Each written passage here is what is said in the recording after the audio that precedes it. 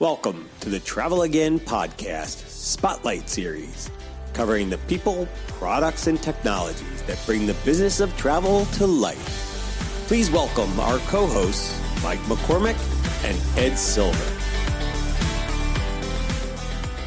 Hello, Mike. Nice to see you. Good to see you, Ed. Great. So, Mike, this is another Spotlight edition, one in our series of podcast Spotlight editions. And today we're spotlighting a company that's reinventing business travel from the ground up. I'm excited for this one, Mike. Well, yeah, and it's really, talk about living in interesting times. From everything around the whole impact that AI is having across just life, business, and certainly our industry. You've got in the airline space, you've got all the, dynamic pricing, offers, orders, reinventing of how airline pricing is being done. And then the other industries, sub-industries, meaning hotel, ground, et cetera, will follow suit. We've got the Navan IPO today, right? Which is another just like kind of benchmark of, and kind of we'll talk a bit about that and the impact about the industry there. But we're really at another huge inflection point in travel. And what's interesting is what, our guest today is going to talk about is how, he's repositioning or positioning his offering, his company to really take advantage of all that. And it's, again, interesting times. So, you're either innovating and riding the wave and taking advantage of all this, or you're going to find yourself, watching your business really diminish. So again, we've seen these inflection points in the industry over time. You and I have been around for them, and but we're getting pretty good at knowing when we're at another one, and this is certainly one of them. So I'm excited. One thing too. Full disclosure. So our guest today, I'm proud to be a part of the team that helped kind of get this company initially kind of off the ground. They've taken it now to a whole nother level, which I'm really excited, to get the update from our guest today. But, for me, it's like kind of a bit of coming home too. And I'm happy to be doing this one. This one has a very personal, kind of meaning to me too. So again, without further ado, maybe we should get into it. Yeah. All right, Mike, let's bust right into it. If you've booked travel in the last decade, odds are you felt the impact of today's guest. He launched 8 travel tech companies, taken Mondi public, and now he's building MyRiva to redefine what's next. With 10 patents and a track record of disrupting the disruptors, Vahid Jafri is here to talk about the future of business travel. Mike, he's at the intersection of AI, dynamic pricing, and business travel, and has reached a new inflection point. Jafri and his team believe they have the answer. Please join me in welcoming Vahid Jafri, founder and CEO of MyRiva. Jafri, welcome to the stage. Thank you very much. Good to be here. Good to have you. Hi, Mike. Good to see you. Yeah. So interesting times, right? But before we jump into the business and all, I think it's always, just your story's great. The number of times you've been involved in, doing effectively what you're doing now, but in different facets of the industry. So, kind of like give our audience a little bit of background, but kind of what led you to today. What led you to starting, MyRiva and then MyRiva, and where you are today. Yeah. So, Mike, my introduction to the industry was way back, when I was in graduate school, and I studied, computer science when computers were just starting to come to the market, and realized that this technology, the computer technology, is going to impact many industries. And I gravitated to the travel because it's an industry that doesn't have any hard assets. It's an information-based industry. And it is a perfect match for what computers can do and what the technology can do. So I started my first company. I was the first one to use Saber's technology to build a company. And it changed the whole economics of the business, because before Saber, It used to be just done on the telephone, and I saw the impact of technology. And I have been building companies ever since. Every time there's a change in technology, there's an opportunity to build a new company. So I have built 8 of them. And the last one we took public, we got rewarded in a big way for creating Mondi and building value for all the stakeholders. Yeah. Wow. So when you I'd say like at this point, I mean, we'll talk a little more about MyRiva and kind of the business today, but well, maybe start there. Tell us a little bit about MyRiva and what problem you're solving and what you're doing. Let's give our audience maybe a little bit of grounding in that first. Yeah. So, as I was sitting atop of Mondi, which was a public company going public, I realized that there is another disruptive technology that's coming to market. This is some years ago, 7, 8 years ago. And that technology was going to be AI. So AI was at that time in its infancy. And we saw that technology, and it was probably going to be the biggest disruptor ever because we rode the wave of the internet, we rode the wave of the PC, we rode the wave of stable technology, the mainframes.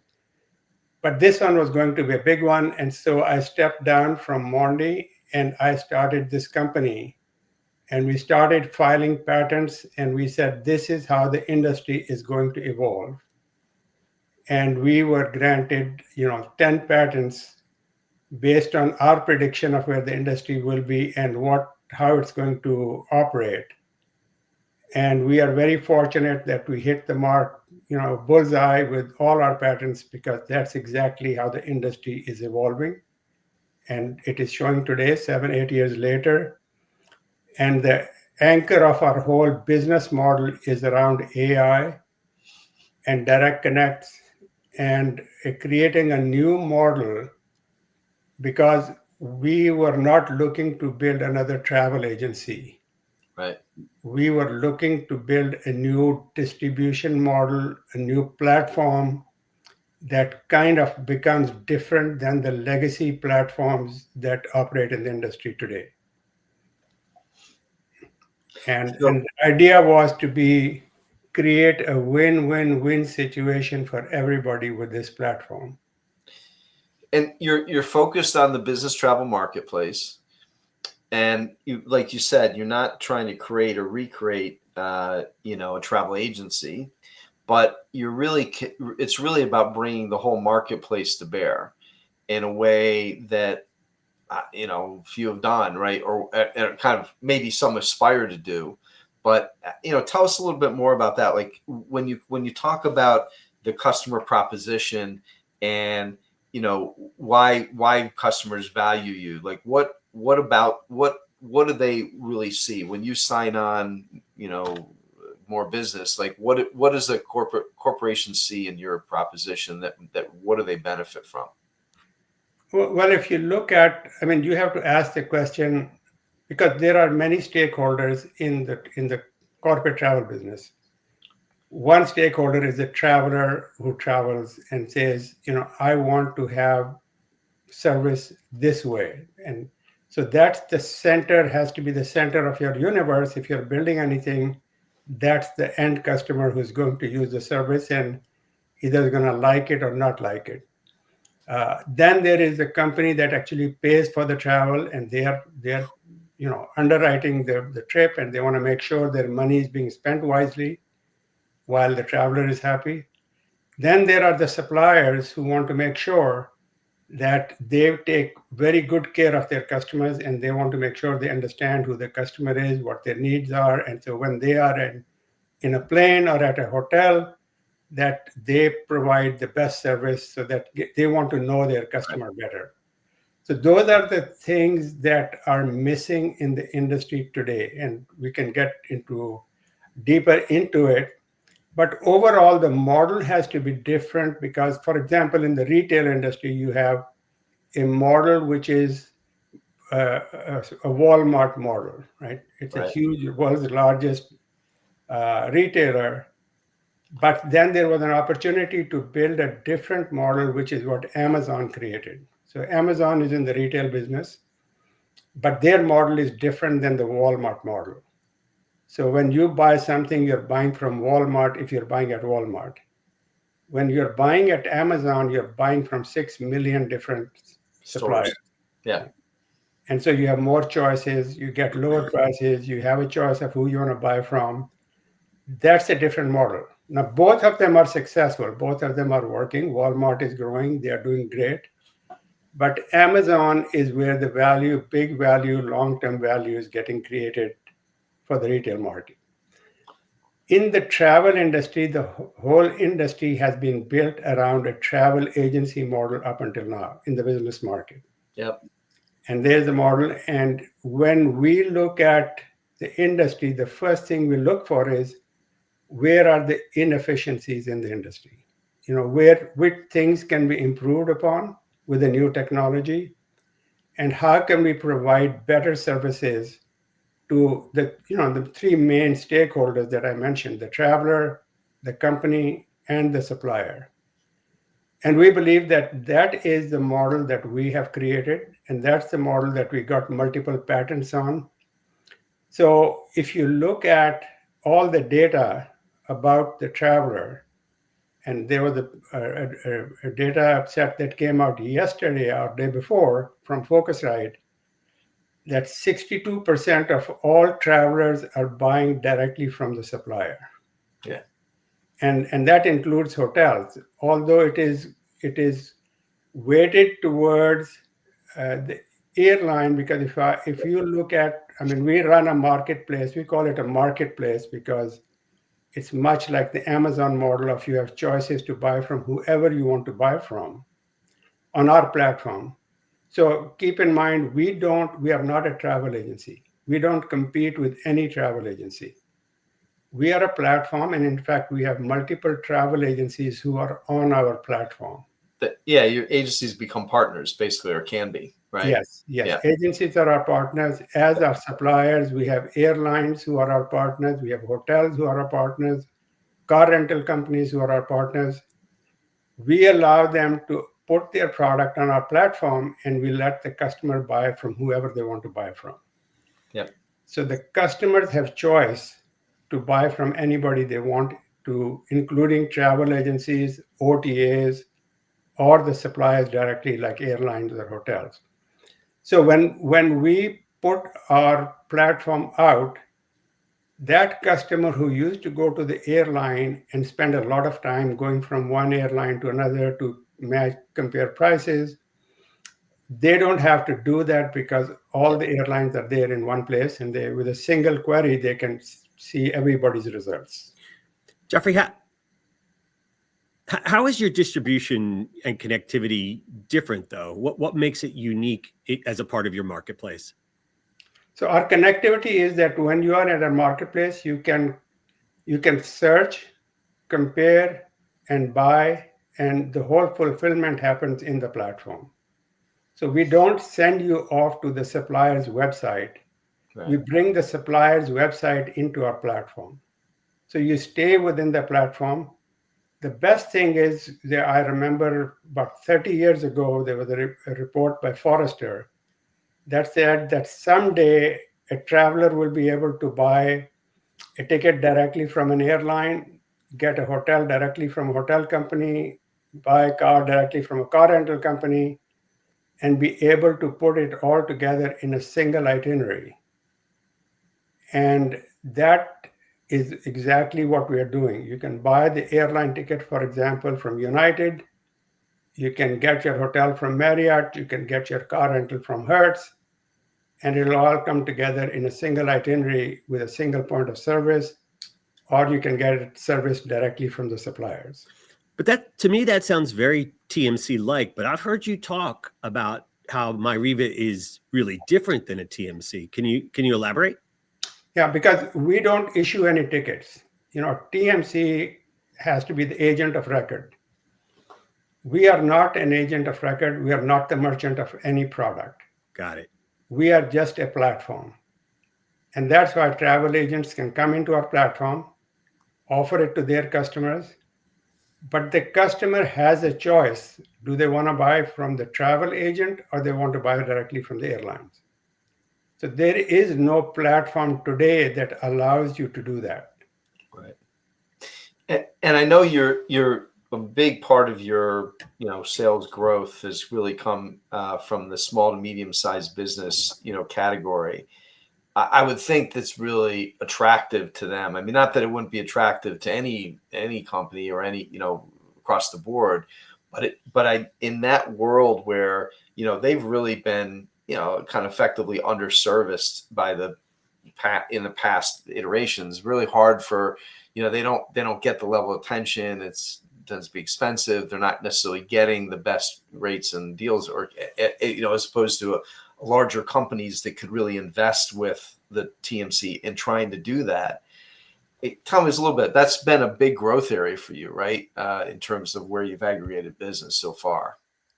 Actually, that is a growth area for everybody. We talked to a lot of suppliers also, and they said, we have been trying to penetrate that market. Nobody has been successful in penetrating that market because it is 6 million companies, and trying to aggregate that is like herding cats. So there is no easy way to do it. Yeah, the We have marketing costs. Yeah. One of the things that that's why I said you have to understand your customer. Right. That market lies between a consumer market and a large enterprise corporate market. It's a hybrid. Yeah. It's a hybrid market. They want to go buy from the suppliers directly because they feel they can get better deals. They go to the web, they go to OTAs, they go to suppliers. They spend a lot of time trying to find the best deal. And that market you can't hurt them and say you are forced to buy from a single travel agency because they are not going to, and you can't mandate it because they are not of the size. So our solution has resonated with that market, and we are growing at over 100% per year, and have been for the last several years. It is because the market is hearing about us, and the customers love the platform because it gives them the freedom to go buy directly from American, United, Southwest, the hotels, car rental companies. But the beauty of it is the suppliers love it because they get the customer and they get the customer data, which they didn't get before. The company loves it because today the big problem is of leakage. When the traveler goes out on the web and buys there, the company loses track of them for duty of care, for reporting, for analytics. But when they do it through the MyRiva platform, the company gets full visibility into every transaction and provide duty of care, and the customer is happy because they can go buy directly from the suppliers. Yep. And then to your point, like that's the just knowing, being able to track all the activity, and look for ways ultimately to re-educate their travelers. But because we know too, like a lot of those companies, I mean, they may have policies, but they don't have the whole infrastructure, nor do they want to have the infrastructure that a big company would traditionally have around travel policy and and enforcement, and that they're trying to make it simple, easy as possible, right? But still accomplish those objectives, make sure that they close the loop on all of their travel expend, right? And that's been a big missing part for those business, for those companies over the years. The marketplace hasn't really served them well in that respect. But it is. It is, because our platform is built around on the AI technology. So we do have policies. So companies can put in their policies down to the individual level or the group level, or the supplier level, which suppliers they want to make sure show up and which suppliers are not allowed for the company travelers. So all of that is what AI is making possible, because prior to that, as you are from the industry, it had to be separate systems. You had to run it through different channels, and to try to manage all that, AI can solve a lot of those problems. And that is what makes it so efficient, because it reminds me that there were cars being made before Ford started, and what he found was inefficiency in building cars, and he created a more efficient model of how to build cars, and at a lower cost and better quality. So it was faster, cheaper, better, and that's what made his car company more successful than the old fashioned of assembling cars. So similarly in travel, I think will take out a lot of efficiency. Some of it were taken out by the internet. As you remember, that the customers had to wait with the travel agent to go get the flights and all that, and now they can do it themselves. But now AI is going to become your travel agent, and that's essentially why we changed our name from OnRiva to MyRiva, because you will have your own personal travel agent who can go and do all the things for you and do it faster, cheaper, better than anything or anybody else can do. I'm sorry, Mike. Jeffrey, sounds like you've been successfully using AI for some time now. Any tips or tricks for our audience about how to activate AI within their businesses? How have you been so successful using it? Not everybody has. Well, we actually partnered with Salesforce. They are a big player in AI agentic agents. Mm-hmm. So we are working with them. They are our partner, as are some other AI companies.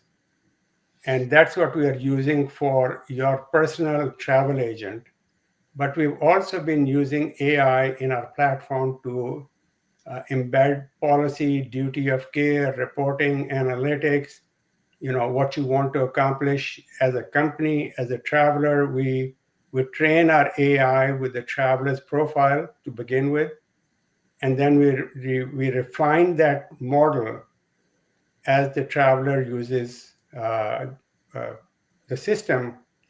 The AI learns more and becomes more and more personal to you. So over time, you would almost always have the AI.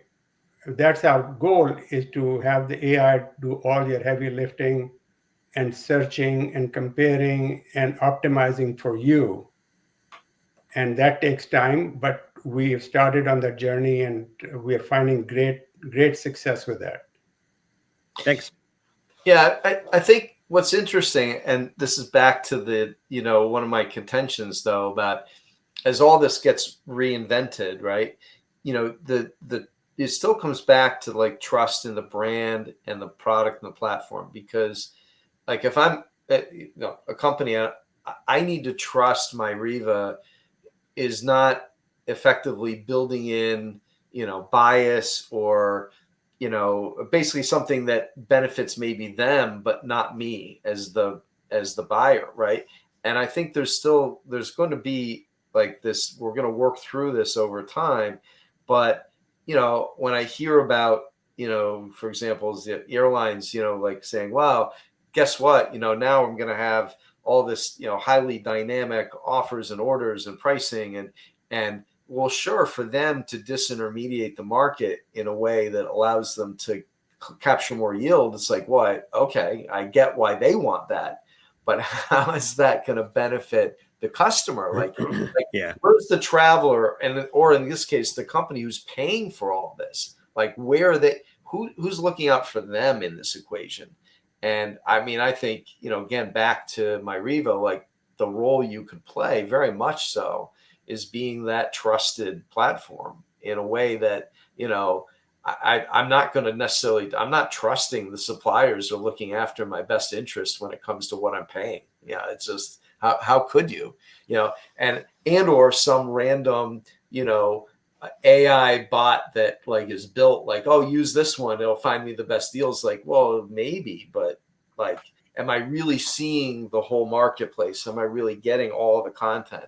And I think that's, again, like what you're ahead of the game in terms of the positioning, I think, because that's where I think ultimately that's going to really play out to be important to customers down the road.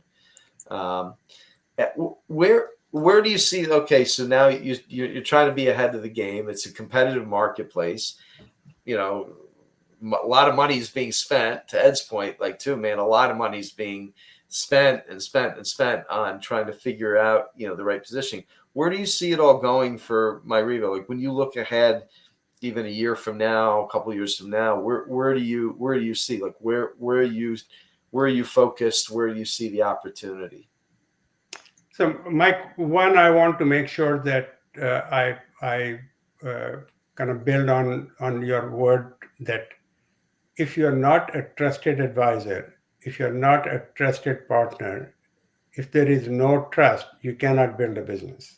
Yeah. So, I mean, you can make all kinds of claims, but at the end of the day, the customer has to trust you and feel like, you know, because they have choice. They can go to the market and they can compare and they can look and they say, okay, you made this claim and you are really not a marketplace because I can go find better prices elsewhere.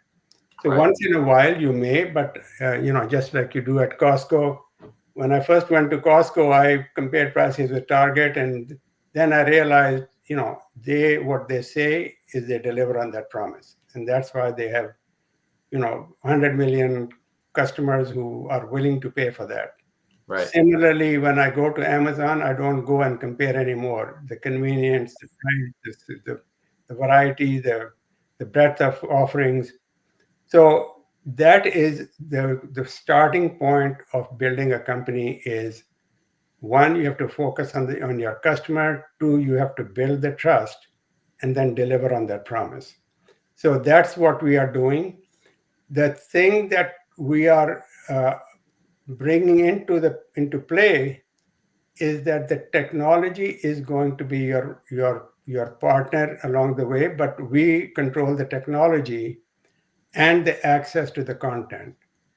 As you know, you just mentioned something which is dynamic pricing. The market is already very complex.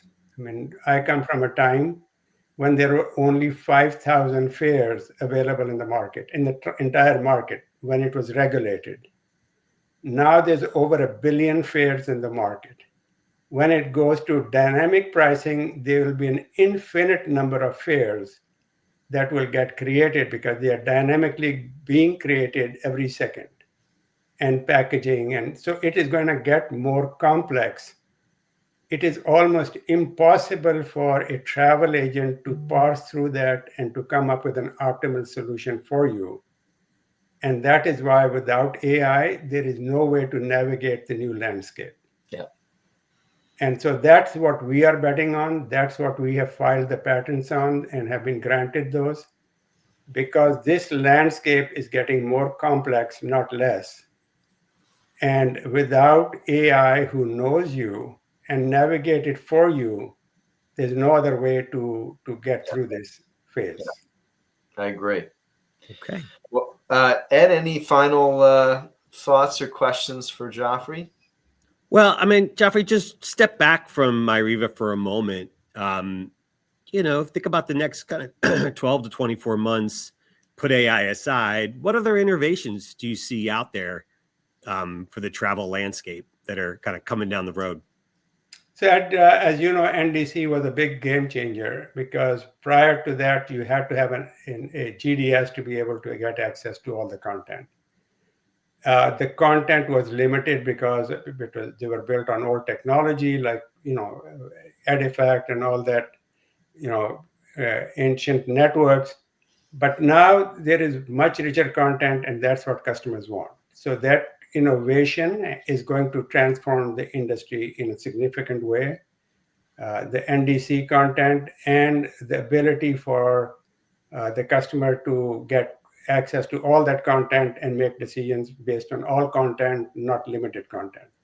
The second is that it's a two-way channel. So you can interact directly with the customer, the supplier can, because this is a broadband channel, and you can create offerings for that particular customer each supplier can, knowing who the customer is, and that is an offering that would be custom made for the customer. So we see that coming, and I think it's inevitable that will happen.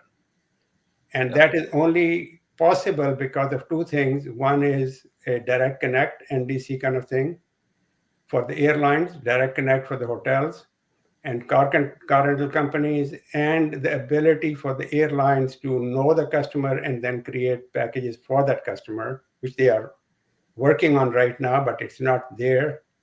And secondly, for the customer to be able to manage that packages and pricing, and to be able to say, this is the optimal thing for me, which I think is what the AI agent will do for the customer. So I think there'll be AI technology on the airline side, AI technology on the customer side, Yep. and that will optimize and make the market more efficient and make the products, more customized, and it will be the best for all stakeholders, the suppliers, the travelers, and the corporate buyers. Okay.